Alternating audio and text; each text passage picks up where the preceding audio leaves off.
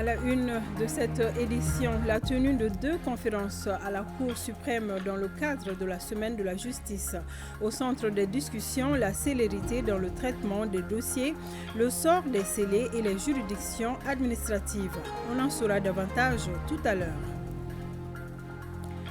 À suivre également dans ce 13h les travaux de la 59e session ordinaire du Conseil des ministres de l'Autorité de développement intégré des États de l'Iptako Gourma à Bamako. Cette session est axée sur la question de sécurité dans la région. Merci de votre fidélité. Bienvenue. Les membres de l'autorité indépendante de gestion des élections EGE ont été successivement reçus hier en audience par le président du Haut Conseil des collectivités et celui du Conseil national de transition. Avec les présidents des 2 institutions, il a été question de la bonne organisation des prochaines élections. Reportage Mamari Koné. 2 semaines après leur installation dans leurs fonctions, les membres de l'autorité indépendante de gestion des élections EGE sont à l'écoute des institutions de la République. Au Haut Conseil des collectivités, la visite de courtoisie a pris l'air d'une séance de travail. Les membres du collège de l'EGE ont été présentés au bureau du Haut Conseil des collectivités. Un bureau qui, par la voix de son président, s'est dit convaincu que l'équipe de l'EGE sera à hauteur de mission et que la réussite et le succès sont au bout du chemin. Car, dira Mamadou Satigi Diakité, le succès de l'EGE, c'est la paix et la cohésion garantie au Mali. Le Haut Conseil des collectivités s'est dit d'ailleurs prêt à faire parvenir quelques propositions à l'EGE. Nous sommes dans la construction du Mali de demain, et un Mali qui sera basé sur des institutions fortes, issues d'élections transparentes, rigoureusement organisées, impartialement organisées. Au Conseil national de transition, il a été également question de la bonne organisation des futures élections par l'EGE. Le président de l'autorité a saisi l'opportunité pour présenter les membres au président du Conseil national de transition. Et Malik Diaoudi salue cette marque de considération pour l'organe législatif de la transition. Nous devons mettre en place un cadre de concertation avec les partis politiques, avec l'administration, avec la société civile. Toutes ces instances vont être mises en place et le débat et l'appropriation vont être faits.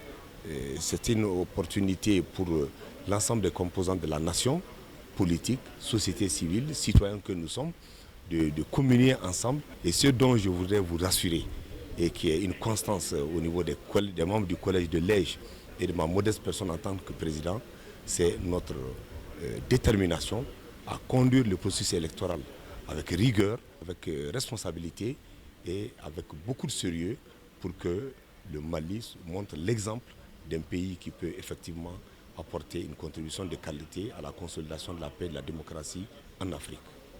Après le Haut Conseil des collectivités et le Conseil national de transition, d'autres institutions de la République recevront dans les prochains jours la visite des membres de l'EGE. Je le disais, l'actualité, c'est la suite de la semaine de la justice avec la tenue de 2 conférences à la Cour suprême.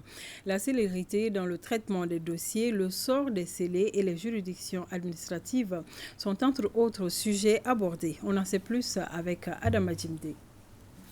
Cette cérémonie consacre le lancement de 2 conférences. Celle des juridictions administratives a pour thème les procédures contentieuses devant les juridictions administratives, la compétence du juge administratif et du juge judiciaire en matière foncière, cas des titres fonciers. Quant à la conférence de siège, elle a pour thème la célérité dans le traitement des dossiers. Ce dernier cas est un facteur déterminant dans la conduite diligente des procédures judiciaires. La célérité dans le traitement des dossiers est une obligation d'abord pour le magistrat, puisque c'est un facteur déterminant justement dans la distribution de la justice.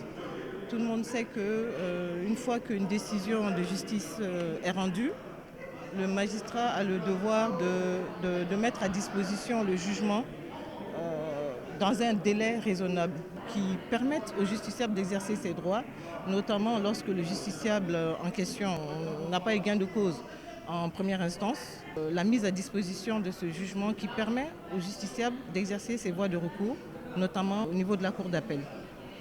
Et au niveau de la cour d'appel aussi, lorsque la personne n'a pas de gain de cause, la personne peut faire pourvoi au niveau de la Cour suprême. Le président de la Cour suprême a tenu à évoquer les différents ordres de juridiction dans notre pays. À chaque ordre, sa particularité, mais tous concourent à rendre aux justiciables un service de qualité.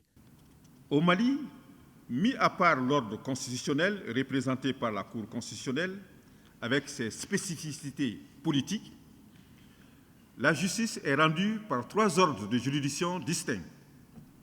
Les 2 ordres juridictionnels historiques sont l'ordre judiciaire et l'ordre administratif, complétés aujourd'hui par l'ordre des comptes dérivé de l'ordre administratif. Les sommets de ces 3 ordres culminent à la Cour suprême à travers les sections judiciaires, administratives et des comptes. Chacun de ces ordres a son histoire, ses missions et ses compétences, mais leur point commun consiste à répondre aux attentes croissantes et parfois pressantes des justiciables et de dispenser un service de la justice de qualité. Ces 2 rencontres qui se tiennent à la Cour suprême entrent dans le cadre de la Semaine de la justice, première édition. Les travaux de la 59e session ordinaire du Conseil des ministres de l'Autorité de développement intégré des États de l'Iptako-Gourma ont débuté hier mercredi à Bamako. L'essentiel des discussions est axé sur la question de sécurité dans la région. Le compte-rendu de Sokona Kamisoko.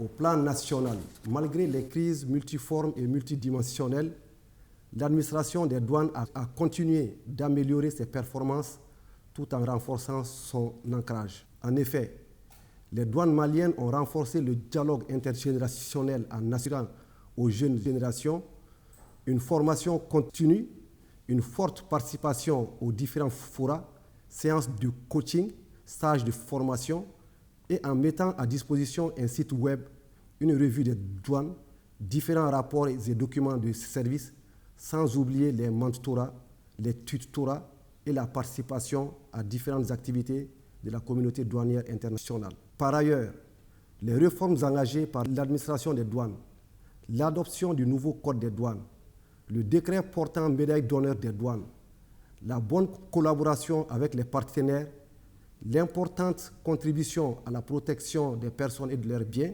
et les performances réalisées renforcent la fierté et le sentiment d'appartenance à la communauté douanière.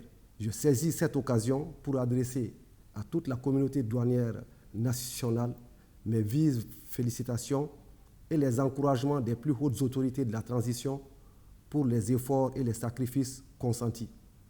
À cette occasion, j'ai une pensée pieuse pour toutes les victimes militaires, paramilitaires et civiles tombées sous les balles assassines des terroristes et narcotrafiquants.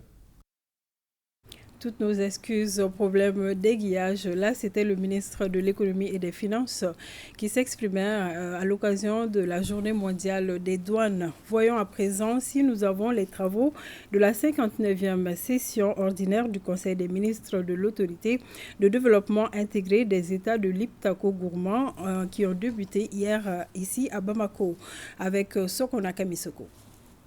S'il y a un défi que comptent relever les pays de l'Iptako-Gourma, c'est bien celui relatif à l'insécurité qui sévit dans la région. Une préoccupation majeure et commune sur laquelle se penche la 59e session du Conseil des ministres de l'Autorité de développement intégré des États de l'Iptako-Gourma. Sur la table également, le rapport d'activité de 2022 et le programme d'activité de 2023. Nous menons beaucoup d'études de faisabilité. Des projets, par exemple, un projet quinquennal sur l'élevage dans la région de l'Iptako-Gourma. Nous avons déjà une étude de faisabilité qui est disponible. Il nous reste maintenant à faire une revue de cette étude parce que la situation sécuritaire a changé beaucoup de choses dans la région. Nous avons aussi des activités par rapport à la recherche, je dirais, géophysique concernant les mines qui permettraient aux États de mieux gérer ou avoir un meilleur aperçu sur les zones sédimentaires ou minières dans la région de l'Iptako-Gourma. Nous avons aussi un programme d'électrification rurale de 100 communes dans chacun des États, c'est-à-dire 300 communes dans les 3 pays. La 59e session du Conseil des ministres des États de l'Iptako-Gourma se tient autour du thème « L'intégration sous-régionale dans un contexte de crise multidimensionnelle dans la région de l'Iptako-Gourma ». Quelle synergie d'action pour faire face aux défis communs? Notre institution commune, qui est l'autorité du développement intégré des États de l'Iptako-Gourma, a aujourd'hui, plus que jamais, sa raison d'être face à la crise que nous traversons et qui a démontré la nécessité d'un renforcement de la coopération transfrontalière. C'est pour cette raison que nous devons redoubler d'efforts et de vigilance et serrer davantage les rangs pour mieux accompagner l'ALG afin d'atteindre les objectifs qui sont assignés. L'autorité de développement intégré des États de l'Iptako-Gourma regroupe le Burkina Faso, le Mali et le Niger. 3 pays, une volonté commune, celle de faire de l'organisation un véritable outil d'intégration et de développement social au bénéfice des populations respectives.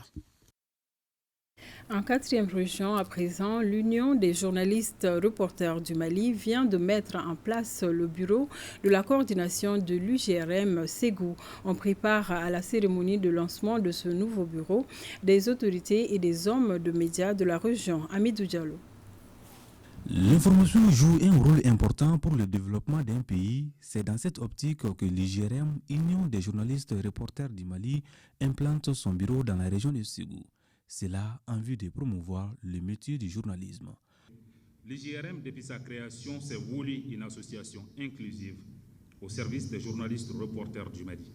Aujourd'hui, grâce aux multiples efforts des membres du bureau national, l'IGRM est représenté dans 8 régions administratives du Mali. La présente cérémonie de lancement marque pour nous non seulement le début de notre existence ici à Ségou, mais aussi le début d'une nouvelle ère, celle de l'union sacrée des journalistes et reporters de la région de Ségou autour de notre chère patrie, le Mali. Au cours de ce lancement, l'accent particulier est mis sur le respect strict de l'éthique et la déontologie du journalisme. Les médias, comme vous le savez, constituent un élément essentiel dans la création et le développement d'une culture démocratique dans tout le pays. Cependant, dans le contexte actuel de notre pays, les journalistes doivent davantage faire preuve de responsabilité dans le traitement de l'information. A préciser que l'IGRM, Union des journalistes reporters du Mali, est une association des journalistes reporters composée des hommes des médias, de la presse en ligne, de TV et de la presse écrite. À Tombouctou, malgré la crise, le secteur de l'hôtellerie s'enrichit. Un établissement vient d'inaugurer des salles de formation. Il s'agit de mettre à la disposition des partenaires des commodités pour leurs rencontres et réunions. Les autorités régionales étaient présentes pour soutenir ces initiatives des jeunes de la région, nous dit Idrissa Goulo Sissoko. Avec la crise multidimensionnelle que traverse notre pays, le secteur de l'hôtellerie a été fortement impacté en région de Tombouctou. Malgré cette situation, certains établissements tentent de relever le défi en offrant des services de qualité. C'est pourquoi l'hôtel André Nakan vient de mettre à la disposition des partenaires 2 salles de formation équipées avec toutes les commodités. Malgré toutes ces difficultés et obstacles, nous ne sommes pas restés les bras croisés. Nous avons aussi fait de cette crise une opportunité pour innover et entreprendre des initiatives pour y faire face. Cette résilience, nous l'avons valorisée à notre façon avec l'appui de nos partenaires. Au cours de cette cérémonie d'inauguration, les témoignages des parents et des partenaires ont été des moments pleins d'émotion et de reconnaissance quant au service de cet établissement. Les autorités régionales s'engagent à accompagner toute initiative tendant à soutenir la relance de l'industrie touristique de Tombouctou. Je voudrais les féliciter et l'encourager pour cet exploit. Malgré les difficultés liées à la crise, il a su se relever. Il a su transformer cette difficulté en opportunité. C'est ce qui l'a amené à réaliser ces 2 grandes salles. Par la même occasion, je voudrais inviter l'ensemble des jeunes de la région de Tombouctou à lui emboîter les pas. Coupure du ruban, des salles 100 places et 40 places et visites ont mis fin à la cérémonie. Le conseil régional de Koulikoro a procédé à la validation technique de son programme de développement économique, social et culturel PDSEC au titre de 2023-2027. Le contenu du dit programme a été partagé avec l'ensemble des acteurs du développement de la région. Reportage Ousmane Kouita. À travers cet atelier, Le Conseil régional de Koulikoro entend partager avec les acteurs clés du développement de la 10e région sur le nouveau projet provisoire du programme de développement économique, social et culturel PDSEC sur la période 2023-2027 de la région.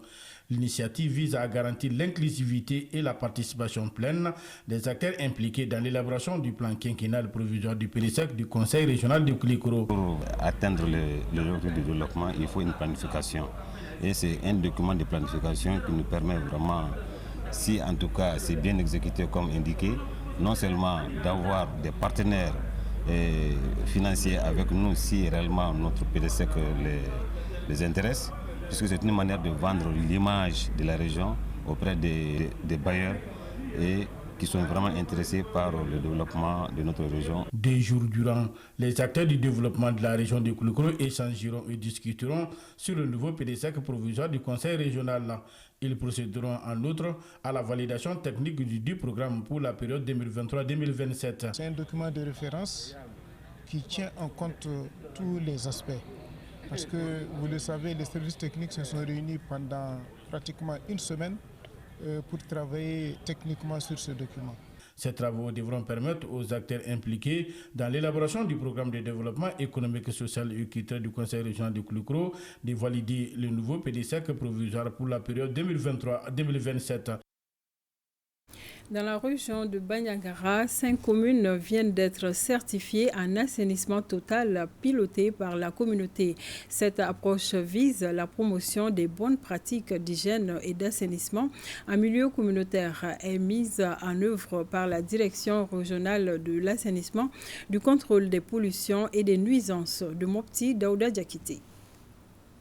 La signature des attestations par le directeur régional par intérim de l'assainissement, du contrôle des pollutions et des nuisances, le médecin-chef du centre de santé de référence et le préfet de Bandiagara consacrent la certification des communes de Dandoli, Djamnyati, Kende, Moutemou et Pelou en application de l'approche ATPC, assainissement total piloté par la communauté, porté par la Direction nationale de l'assainissement, du contrôle des pollutions et des nuisances. C'est un sentiment de joie, de bonheur qui m'anime aujourd'hui. Il faut que nous puissions continuer cette œuvre de salubrité pour que la commune puisse rester toujours propre. Cette approche qui vise la promotion de l'hygiène et de l'assainissement en milieu communautaire est financée par l'UNICEF et le Royaume de Suède. L'approche ATPC est une approche où c'est les communautés elles-mêmes qui analysent leur propre profil en matière d'eau, d'hygiène et d'assainissement et de trouver elles-mêmes des solutions locales sans subvention extérieure. L'occasion est mise à profit par les ONG partenaires Yaktou et GAS Mali, groupe d'action animation au Sahel Mali, de partager avec l'assistance le plan d'action post-fédal pour un meilleur suivi des actions dans les communes propres. Il s'agit pour nous de traduire effectivement notre comportement de tous les jours par une gestion saine des excréta et des eaux usées afin de préserver et de protéger les communautés. La remise de matériel d'assainissement composé de brouillettes, de pelles, de balais, des paires de gants et l'inauguration symbolique du panneau de certification de la commune de Dandoli ont mis fin à la cérémonie. Toujours à Mopti, le Conseil régional de la jeunesse et le programme de gouvernance locale et redevable se donnent la main pour la paix au Mali. Cela à travers des activités culturelles et sportives avec en toile de fond le renforcement de la confiance entre population et forces de défense et de sécurité. Idrissa Keita. Le Conseil régional de la jeunesse de Mopti initie une journée pour contribuer à la promotion de la paix et de la cohésion sociale et créer plus de collaboration de la population avec les forces de défense et de sécurité. Cette journée s'inscrit dans le cadre du 20 janvier, fête de l'armée malienne. Aujourd'hui, c'est le lieu de remercier nos autorités de la transition qui ne ménagent aucun effort pour la montée en puissance de nos vaillantes armées. Merci une fois de plus. Nous montrons aujourd'hui que nous sommes derrière notre force de défense et de sécurité.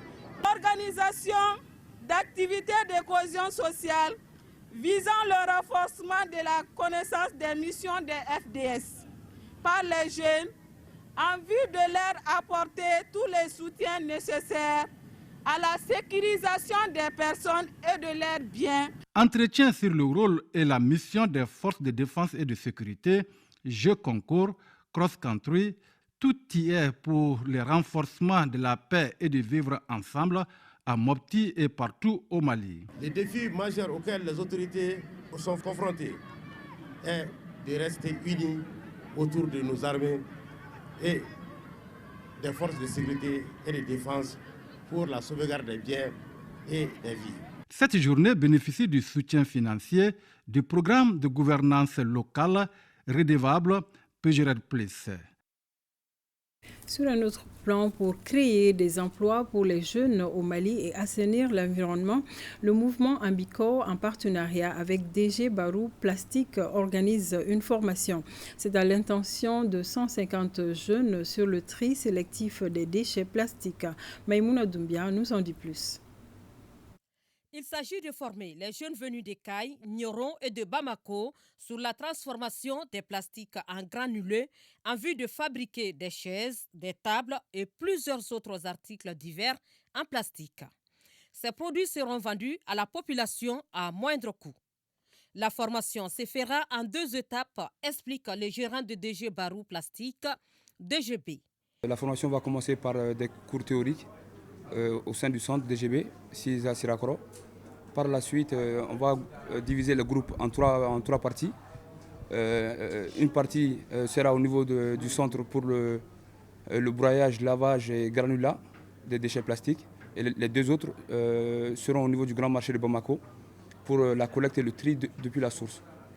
Dans le souci d'assainir et aussi donner de l'emploi aux jeunes, après Ozone, le mouvement Ambico prend le relais à travers le ramassage d'ordures ménagères. C'est pourquoi il a financé cette formation et aussi attiré l'attention des organismes internationaux pour appuyer le présent projet. Au début, depuis l'hivernage tour, la présidente à la tête du mouvement Ambico avait décidé de faire ce projet, mais avec des gens de l'extérieur. Mais quand elle a rencontré M. Djabi, elle a dit pourquoi pas avec un Malien. Nous sommes tous Maliens, c'est le Mali qui gagne dans tous les cas. C'est pourquoi elle a choisi M. Djabi à faire cette formation. À entendre la chargée de la Direction nationale des déchets solides, ce projet qui vient d'être lancé enlève une épine des pieds du ministère de l'Environnement, de l'Assainissement et du Développement durable. Cette activité est une initiative qui rentre en droite ligne avec la vision du département du ministère de l'Environnement, de l'Assainissement et du Développement durable qui est la protection de l'environnement. À l'issue des travaux de cet atelier de 3 semaines, 100 jeunes seront sélectionnés pour un contrat d'un an renouvelable. Belle initiative. Merci d'avoir suivi ce 13h. Bel après-midi en compagnie de votre télévision nationale.